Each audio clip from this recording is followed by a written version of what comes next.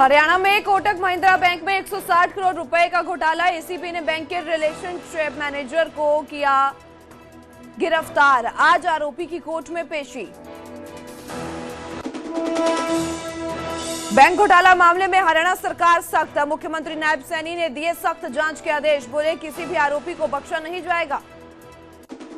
हरियाणा में बैंक घोटालों को लेकर सीबीआई जांच की उठी मांग। कांग्रेस नेता अशोक अरोड़ा ने सरकार को घेरा। बोले इन घोटालों में सरकार से जुड़े लोग शामिल। सीबीआई से करवानी चाहिए जांच। भिवानी में यूनाइटेड इंश्योरेंस कंपनी का कार्यालय सील। 28 लाख रुपए का भुगतान न करने पर हुई कार्रवाई। कोर्ट ने दिए थे सील करने के आदेश। कुरुक्षेत्र में वीजा एजेंट से परेशान महिला ने किया सुसाइड। 20 लाख रुपए लेकर भी एजेंट ने नहीं भेजा था ऑस्ट्रेलिया। महिला ने जहर खाकर दे दी जान। 3 एजेंट के खिलाफ केस दर्ज। सिलेंडर संकट के बीच यमुनानगर में सिलेंडरों की चोरी। चलती गाड़ियों से लोग निकाल रहे सिलेंडर। सीसीटीवी में कैद हुई चोरी की वारदात।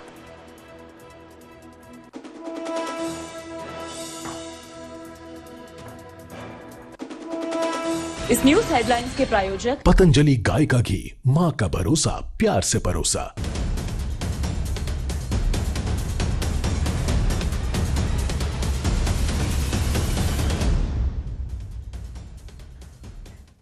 नमस्कार, न्यूज 18 पंजाब हरियाणा देख रहे तमाम दर्शकों का मैं अनामिका हरियाणा प्राइम में बहुत बहुत स्वागत करती हूँ। बुलेटिन का आगाज करते हैं बड़े खबर के साथ, जहां हरियाणा में कोटक महिंद्रा बैंक घोटाले मामले में बड़ी खबर सामने आई है। 160 करोड़ के घोटाले मामले में एसीबी का एक्शन सामने आया। एसीबी ने कोटक महिंद्रा बैंक के रिलेशनशिप मैनेजर को पकड़ा है। आरोपी मैनेजर दिलीप राघव की आज कोर्ट में पेशी करवाई जाएगी। बता दें कि पेशी से पहले आरोपी से कई घंटे पूछताछ हुई है। पूछताछ में आरोपी की ओर से कई लोगों के नाम भी बताए गए हैं। पंचकुला नगर निगम के 160 करोड़ रुपए का ये गबन हुआ था। ये मामला सामने आया था पिछले दिन, तो जिसके बाद अब लगातार इसमें कार्रवाई हुई है। और कार्रवाई के दौरान बता दें कि एसीबी की ओर से कोटक महिंद्रा बैंक के रिलेशनशिप मैनेजर को पकड़ लिया है। हालांकि कई घंटे पूछताछ हुई है। और ज्यादा जानकारी के साथ हम बात करते हैं, हमारे संवाददाता अंकित उदानी हमारे साथ जुड़ चुके हैं। अंकित, गिरफ्तारी हुई है, पकड़ लिया गया है रिलेशनशिप मैनेजर को। ऐसे में कई घंटे पूछताछ भी हुई है। क्या कुछ नाम लिए गए हैं, क्या कुछ खुलासे हुए हैं उस पूछताछ के दौरान, और आगे की क्या कार्रवाई है? आईडीएफसी बैंक का 590 करोड़ का घोटाला हुआ और उसके बाद ही कुछ ही दिनों के बाद कोटक महिंद्रा बैंक के अंदर घोटाला सामने आता है, वो भी 150 करोड़ का। कोई छोटा मोटा घोटाला नहीं है। और एफडी के मामले के ऊपर ये घोटाला हो रहा है। अभी म्युनिसिपल कॉर्पोरेशन जो पंचकुला है उसकी एफडी थी और उसको लेकर के ये घोटाला हुआ कि वो एफडी उन्होंने कराई और जब मैच्योर हो गई एफडी तो वो पैसा जमा कराने को कहा, लेकिन बैंक नहीं जमा करा पाया। अब उस मामले के अंदर दिलीप राघव जो कि रिलेशनशिप मैनेजर था उसको अरेस्ट किया गया है। देर रात अरेस्ट किया गया है। पूछताछ हुई है लंबी, कोर्ट में आज पेश किया जाएगा। लेकिन पूछताछ के अंदर अभी क्या निकला है वो तो पुलिस बताएगी। लेकिन इससे कड़ी से कड़ी जोड़ रही है पुलिस। और लगातार जो अब और भी जो आरोपी हैं वो भी जल्द ही पुलिस के गिरफ्त में होंगे, क्योंकि ये कोई छोटा मोटा घोटाला नहीं है। 150 करोड़ रुपए का घोटाला है।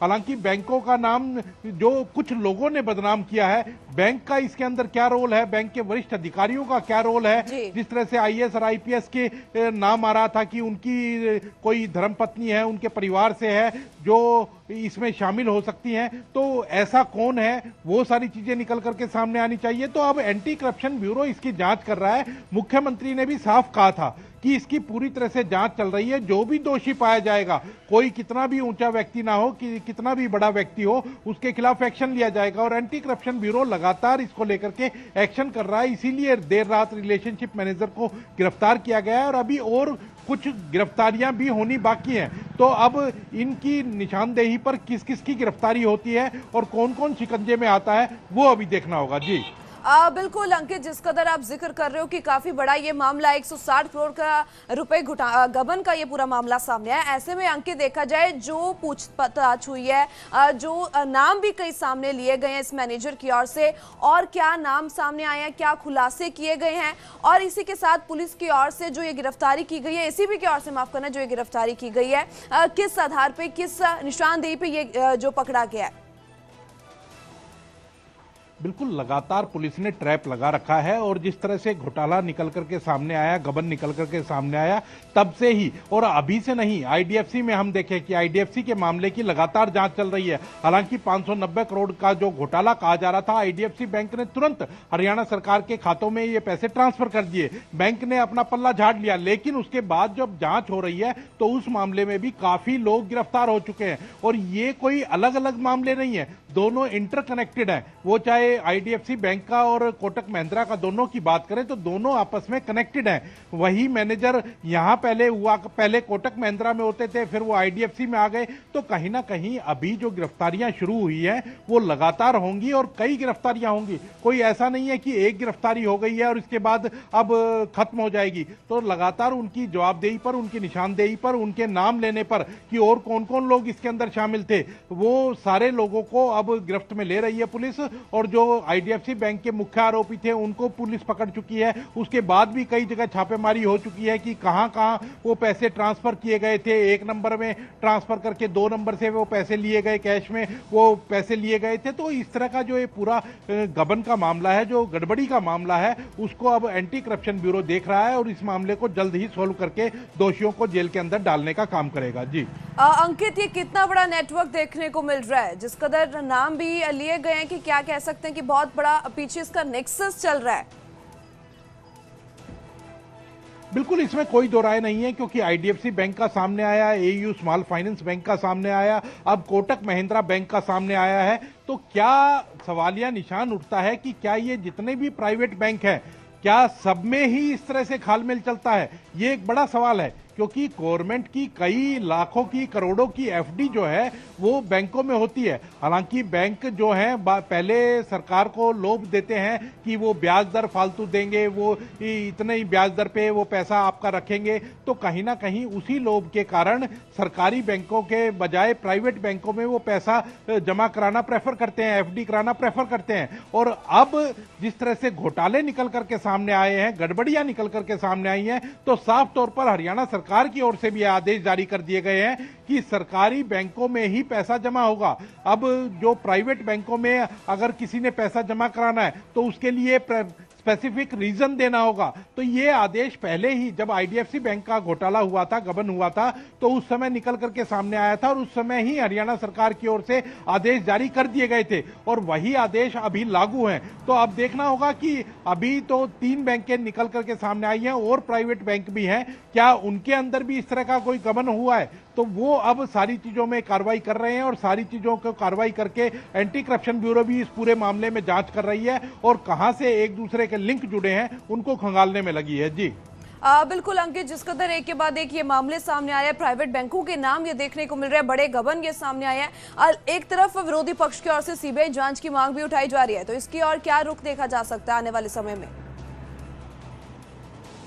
बिल्कुल, अगर विपक्ष की बात करें तो विपक्ष ने, क्योंकि उस समय जब आईडीएफसी बैंक का ये मामला सामने आया तो सदन के अंदर भी गूंजा, क्योंकि विधानसभा का बजट सत्र चल रहा था, वहां पहले ही दिन बड़ा इसकी गूंज सुनाई दी कि इतना बड़ा घोटाला हरियाणा के अंदर हो गया और सरकारी जो पैसा था वो उसका गबन हो गया। लेकिन एक ही दिन के 24 घंटे के अंदर अंदर मुख्यमंत्री ने अगले दिन जवाब दिया और कहा कि हरियाणा सरकार का जो 590 करोड़ का मामला था वो 590 का 90 करोड़ वापस हरियाणा सरकार के खाते में आ चुका है और बैंक ने भी बाकायदा स्टेटमेंट जारी की थी कि उन्होंने पैसा दे दिया है। लेकिन ये पूरा जो मामला है इसमें कहां कहां के तार जुड़े हुए हैं, इसके लिए ही एंटी करप्शन ब्यूरो को जांच दी गई थी और एंटी करप्शन ब्यूरो ने एफआईआर तुरंत इसमें दर्ज कर ली थी और जांच जारी है। तो कहीं ना कहीं डीजीपी लेवल तक के एंटी करप्शन ब्यूरो के डीजीपी हैं वो इसमें पूरा इंटरेस्ट ले रहे हैं और इंटरेस्ट लेकर के जो आरोपी हैं किसी को भी बख्शने के मूड में नहीं है, क्योंकि मुख्यमंत्री के साफ निर्देश है इस मामले के अंदर जो भी आरोपी हैं, वो कोई कितना भी बड़ा व्यक्ति हो, कोई भी आईएएस का घरवाला हो या आईपीएस का घरवाला हो या उनके परिवार से हो, ऐसे में मुख्यमंत्री की ओर से भी साफ तौर पर कह दिया गया है कि कोई भी आरोपी बख्शा नहीं जाएगा। फिलहाल की पूरी जानकारी के लिए आपका बहुत बहुत शुक्रिया। तो अब लगातार इस पूरे मामले में कार्रवाई की जा रही है और रिलेशनशिप मैनेजर को पकड़ लिया गया है और कई घंटे पूछताछ की गई है।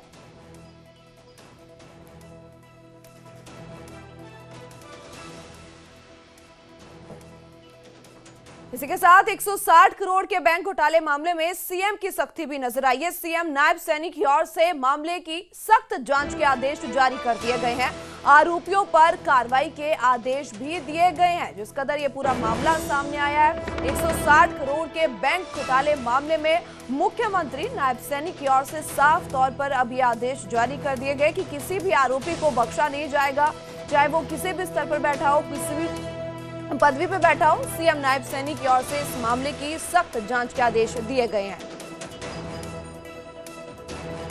हमने कहा है कि उसके ऊपर बहुत सख्ताई से, क्योंकि मैंने विधानसभा के अंदर कहा था, हम बड़ी गंभीरता से और सख्ताई से उसके ऊपर नजर लगाए हुए हैं और जैसा भी होगा, मैंने कहा है कि कोई भी होगा तो कार्रवाई होगी। और उसी ओर हरियाणा में विपक्ष की ओर से बैंक घोटालों की सीबीआई जांच की मांग उठाई जा रही है। कांग्रेस नेता अशोक अरोड़ा की ओर से सीबीआई जांच की मांग उठाई गई है। इन सभी बैंक घोटालों की सीबीआई जांच करवानी चाहिए, अशोक अरोड़ा की ओर से कहा गया है। इन घोटालों में सरकार से जुड़े लोग भी शामिल है। सीबीआई जांच करवाकर जल्द आरोपियों की गिरफ्तारी हो, ये कहते हुए नजर आए हैं। तो सीबीआई जांच की अब मांग उठाई जा रही है विपक्ष की ओर से। तो अब कोटक महिंद्रा बैंक ने जो फ्रॉड किया है, जो ये पूरा मामला सामने आया, जिसके बाद अब विपक्ष की ओर से सीबीआई जांच करवाकर कहा गया है कि जल्द आरोपियों की गिरफ्तारी की जाए।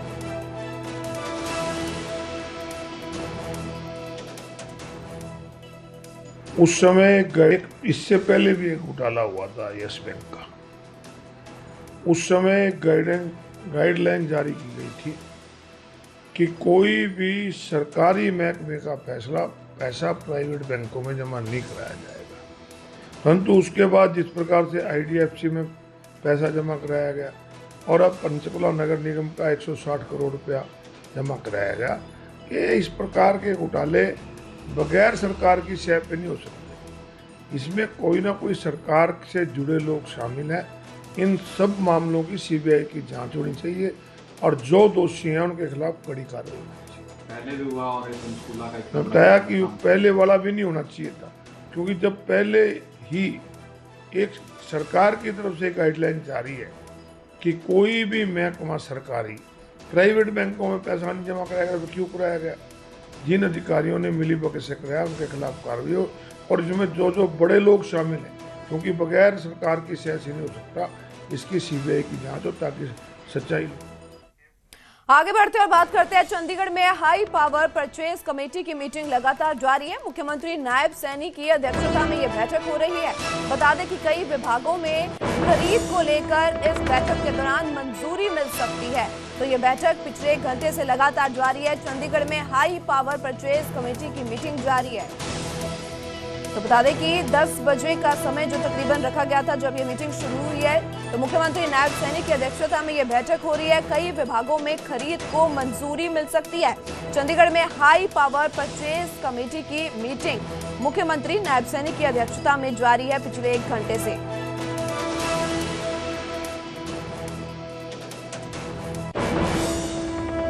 आगे बढ़ते हैं, बात करते हैं भिवानी में यूनाइटेड इंश्योरेंस कंपनी का कार्यालय सील कर दिया गया है। कोर्ट के आदेश पर सील हुआ है कंपनी का कार्यालय। बता दें कि क्लेम पिटीशन के मामले में यह बड़ी कार्रवाई की गई है।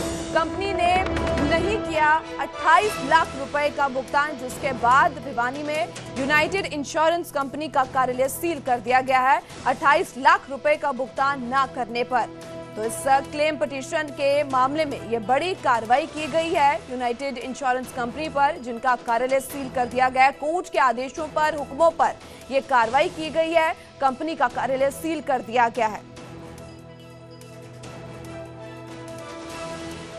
डिसाइड हुई थी, जिसके अंदर कुछ अवार्ड कोर्ट के द्वारा पास किया गया था क्लेम पिटीशन में। उसकी एग्जीक्यूशन 2019 से आज तक पेंडिंग थी। पहले तो यूनाइटेड इंश्योरेंस कंपनी जो है वो कहती रही कि भाई हाई कोर्ट में मैटर पेंडिंग है, लेकिन वहाँ से कोई स्टे नहीं हुआ था, लेकिन उन्होंने अभी तक पेमेंट की नहीं थी। अभी 17 तारीख को, इसी महीने की 17 तारीख को जज साहब ने अटैचमेंट के लिए ऑफिस के ऑर्डर कर दिए, क्योंकि जितने भी हमारे तरीके थे हम सब अपना चुके थे, लेकिन इंश्योरेंस कंपनी पैसा नहीं दे रही थी। इससे पहले उनका एक अकाउंट भी अटैच किया गया था, लेकिन उस अकाउंट में पैसे नहीं थे। और जब कोई रास्ता नहीं बचा तो हमने एक एप्लीकेशन मूव करी कि उनका जो रेड क्रॉस के पास में जो यूनाइटेड इंश्योरेंस कंपनी का जो ऑफिस है उसको सीज किया जाए, तो जज साहब जो हमारे मनीष कुमार जी हैं उन्होंने ऑर्डर कर दिए और वो कल अटैक कर दिया। आगे बढ़ते हैं और बात करते हैं कुरुक्षेत्र में वीजा एजेंट से परेशान महिला की ओर से सुसाइड कर लिया गया है। ऑस्ट्रेलिया भेजने के नाम पर महिला के साथ पहले ठगी की गई। 20 लाख रुपए लेने के बाद भी उसे ऑस्ट्रेलिया नहीं भेजा गया, जिससे तंग परेशान होकर इस महिला की ओर से खुदकुशी कर ली गई है। तो बता दें कि पुलिस की ओर से अब इस मामले में 3 एजेंट्स के खिलाफ केस दर्ज कर लिया गया है। तो कुरुक्षेत्र में वीजा एजेंट से परेशान होकर ऐसे में कई बार ऐसे मामले सामने आ रहे हैं। वीजा एजेंट्स की ओर से जो धोखाधड़ी की जा रही है, तो उसी के चलते एक और मामला कुरुक्षेत्र से अब सामने आया है, जहां पे करीबन 2 माह से 2 महीने तक लगातार एजेंट की ओर से परिवार को झांसा दिया जा रहा था, पर उसके बावजूद भी बाहर ऑस्ट्रेलिया नहीं भेजा गया, जिसके चलते महिला की ओर से तंग परेशान होकर ये सुसाइड कर लिया गया है। हालांकि अब इस मामले में लगातार परिजनों की शिकायत पर एजेंट के खिलाफ और 2 जनों के और खिलाफ मामला दर्ज कर लिया गया है। उसने 1.5 जार ले लिया था और पॉइजनिंग केस के अंदर ये आरोग्य हॉस्पिटल के अंदर ड्यूरिंग द ट्रीटमेंट एक्सपायर हो गई है। इसके पति की कल स्टेटमेंट लेकर FIR लॉन्च करके और उस पर इन्वेस्टिगेशन जारी है और उसका पोस्टमार्टम करा दिया और चंडीगढ़ के एजेंटों में 2 के नाम बताए हैं उसमें, तो उन पर इन्वेस्टिगेशन जारी है। जो भी फर्दर इन्वेस्टिगेशन होगी, जैसे भी तथ्य होंगे, उनके खिलाफ कार्रवाई की जाएगी। खबर कैथल के युवक की विदेश में मौत हो गई है, जहां स्पेन में युवक की करंट लगने से जान चली गई है। जमीन गिरवी रखकर 11 महीने पहले ही स्पेन गया था ये युवक। बता दें कि स्पेन से कैथल के रिवाड़ गांव लाया गया युवक का शव और गांव में ही युवक का अंतिम संस्कार किया गया है। तो स्पेन में इस युवक की जान चली गई है, जो 11 महीने पहले ही स्पेन गया था। स्पेन से कैथल के रिवाड़ अब युवक का शव गांव में लाया गया और वहीं पर अंतिम संस्कार किया गया है। का काम करता था जिसमें भाई है जो मेरा छोटा। क्या हादसा हुआ, कहाँ गया था, कब गया? ये सर 9 अप्रैल 2025 को गया था और अभी 9 अप्रैल को 1 साल होना था इसको। तो ये फ़ोन पे बात कर रहा था, वीडियो कॉल पे बात कर रहा था। अचानक बात करते करते ही फ़ोन डिस्कनेक्ट हो गया। तो उसके बाद हमने मालिक के पास फ़ोन किया, तो मालिक ने हमें बताया भाई इसकी डेथ हो गई है अचानक। कुछ ज़मीन गहना रख के पैसे उठाए थे, कुछ गहने वगैरह बेचे, कुछ रिश्तेदार से लेके, मतलब इधर उधर से इकट्ठा करके इसको बेचा था। ये स्पेन। तो वहीं और यमुनानगर में सिलेंडर की गाड़ी से सिलेंडर चोरी किया गया। चलती गाड़ी से युवक की ओर से ये सिलेंडर चोरी कर लिया गया। बता दें कि सिलेंडर चोरी करने का वीडियो भी अब सामने आया है, जहां पे रसोई गैस को लेकर पहले से हाहाकार मची हुई है और उसी और ये चोरी का मामला देखने को मिला है। तो बता दें कि सिलेंडरों पर अब निशाना साधा जा रहा है, जिस कदर सिलेंडर गैस की जो सप्लाई काफी हद तक कम है और डिमांड काफी बढ़ गई है, जिसको लेकर अब चोरियों का मामला भी सामने आ रहा है। सो चलती गाड़ी से सिलेंडर चोरी कर लिया गया है, जिसकी तस्वीरें आप देख पा रहे हो। सिलेंडर संकट के बीच में ये चोरी की वारदात सामने आई है यमुनानगर से। यमुनानगर में सिलेंडर की गाड़ी में सिलेंडर जो कि है चोरी कर लिया गया है। प्रेमनगर में 37 नंबर थापर कॉलोनी में, वहाँ से बंदा स्वामी मेडिकल के पर से वो मेरे पास चढ़ गया, टेम्पो के पीछे लटक गया, वो मुझे दिखा नहीं। उसके बाद मैं 37 नंबर पहुँचा, वहाँ उतर के वो नीचे उतर गया। ठीक है, लड़का वहीं घूमता रहा, वहाँ कारी बगल वाले सारे देखे। फिर उसके बाद उन्होंने वहाँ से चला, मैं फिर लटक लिया हमारे टेम्पो पे, फिर रुका, फिर उतर गए हमारे पास, आगे उतर के फिर चढ़ गए। वो वहाँ पहुँचते पहुँचते पानी के ट्यूबवेल है सरकारी थापर कॉलोनी में, वहाँ उन्होंने सिलेंडर पकड़ लटकाया, नीचे खींचा, उसके बाद लेके भाग गए जी। सर जी, मैं जोखुराम के यहाँ फौजी के यहाँ सिलेंडर लगाने गया, वहाँ देखा जी सिलेंडर मेरा कम था। दोबारा मैंने आया, फिर कैमरा चेक कराया जी, कैमरे में वो लड़का मिल निकला जी हमारे साथ। उसके साथ एमटी हमारी कम हो गई जी, जो कि हमें ही भरने पड़ रहे हैं। तो ये तस्वीरें लगातार सामने आई है जहां रसोई गैस को लेकर पहले ही हाहाकार मची है और उसी और सिलेंडरों को चोरी किया जा रहा है। तो बात करते हैं हमारे संवाददाता परवेज खान हमारे साथ जुड़ चुके हैं। परवेज, सिलेंडर चोरी का मामला सामने आया, अब सिलेंडरों को निशाना बनाया जा रहा है, ऐसे में क्या कुछ कार्रवाई, क्या कुछ बयान? और बिल्कुल, ये अपने आप में एक अनोखा और हैरान कर देने वाली वीडियो सामने आई है कि किस कदर एक तरफ तो है गैस सिलेंडर को लेकर कालाबाजारी की जो सूचनाएं जो है जानकारी वो सामने आ रही है, दूसरी तरफ जो चोर है वह जो है गैस सिलेंडर को भी अब चोरी करने लगे हैं। हालांकि यह वीडियो यमुनानगर का है और इसमें जो है गैस सिलेंडर की गाड़ी जो है वो आती है और पीछे से जो है एक चोर उसमें से सिलेंडर जो है वो चोरी कर लेता है। सवाल ये है कि क्या वह एक परंपरागत चोर है या फिर अपनी जरूरत के लिए उसने ये सिलेंडर चोरी किया है। फिलहाल यह तफ्तीश का विषय है, लेकिन इस चोरी ने एक तरफ जो है चोरी की घटनाओं में इजाफा किया है, वहीं दूसरी तरफ अब ये आन पड़ी है कि गैस की जो जरूरत है वो किस कदर बढ़ने लगी है कि अब जो है चलती गाड़ी से भी जो है चोर जो है सिलेंडर की चोरी करने लगे हैं। बिल्कुल परवेज, आपका बहुत बहुत शुक्रिया तमाम जानकारी के लिए। तो ये तस्वीरें देखी जा सकती है किस कदर अब सिलेंडरों को निशाना बनाया जा रहा है।